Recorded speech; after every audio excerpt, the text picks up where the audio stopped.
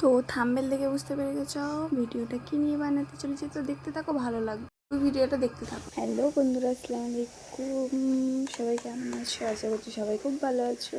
তো আমার একটা ব্লগ তোমাদের সাথে শেয়ার করছি, দেখো ভালো লাগবে। তো ব্লগটা দেখতেই পাচ্ছ কি, তো আজকে আমি পিঠে বানাচ্ছি। তো দেখো, প্রথম কথা, পিঠে আমি কোনো দিন বানাইনি, তো আজকে ফার্স্ট টাইম বানাচ্ছি। তো আমার হাজব্যান্ড বললো তো পিঠে করবে না, তো আমি বললাম ঠিক আছে তাহলে পিঠে বানাই। তো এই দেখো, প্রথমে তো নারকেলটা কুড়া হয়ে গেছে, তো এখন ছাইটাকে রেডি করছি। এদিকে পানি গরম বসিয়ে দিয়েছি, ততক্ষণ পানিটা ফুটুক। তো এদিকে ছাইটা হতে থাক। এটা আমার বেস্ট ফ্রেন্ড, তো দেখো ও এখানেই থাকে আমার পাশে। তো ওকে বললাম তো দুজনে আয়। তো দেখতে পাচ্ছ গাইস, আমার রুমটা কি অবস্থা হয়ে আছে। তো এই দেখো, আমার রুমের ভিতরে আমার হাজব্যান্ড আর আমার বাচ্চা কী করছে।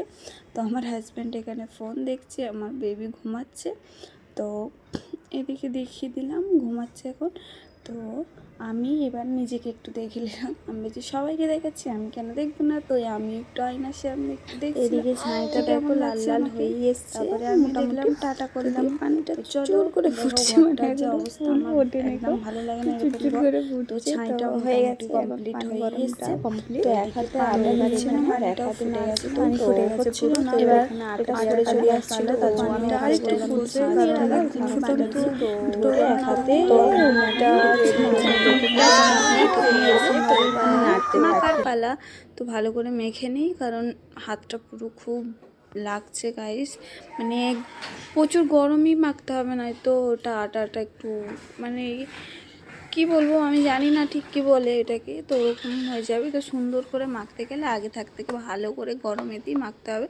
তো দিয়ে এখানে আমার বাচ্চা ঘুম থেকে উঠেছে, মুখটা একদম ভালো নেই, ও বলছে কি না এগুলোকে দাও মাম্মা, আমি ঘাঁটু করবো। মানে আমি ঘাঁটতে দিইনি বলে এক্ষুনি রেগে যাবে। এদিকে দেখো আমার রেগেছে, বেবিটা গুন্ডি গুন্ডি করে খেলে। তো এই জন্য আটাটা দেখো আমি একটা পিঠের সাইজ দিয়েছি, এটা মানে এটা ভাজা পিঠের সাইজ। তো আমি এমনি সব করে একটা করেছিলাম প্রথমে। তো বলছি মাম্মা একটা দিন, আমি যাব, আমায় আসতে দিন ওখানে। তো আমি ওকে ওখানে আমার বেবি এখানে দিল। তারপরে এখানে ও খেলা করছিল ওর আন্টির সাথে। তো আমরা পিঠে মুড়তে বসে গেলাম, কারণ অনেক লেট হয়ে যাচ্ছিলো সন্ধ্যেবেলা। তো আমার বেবি এক্ষুনি পেরেশান করতে চলে আসছে, ওই যে আসছে গুড়গুড় করে কাঁদছে।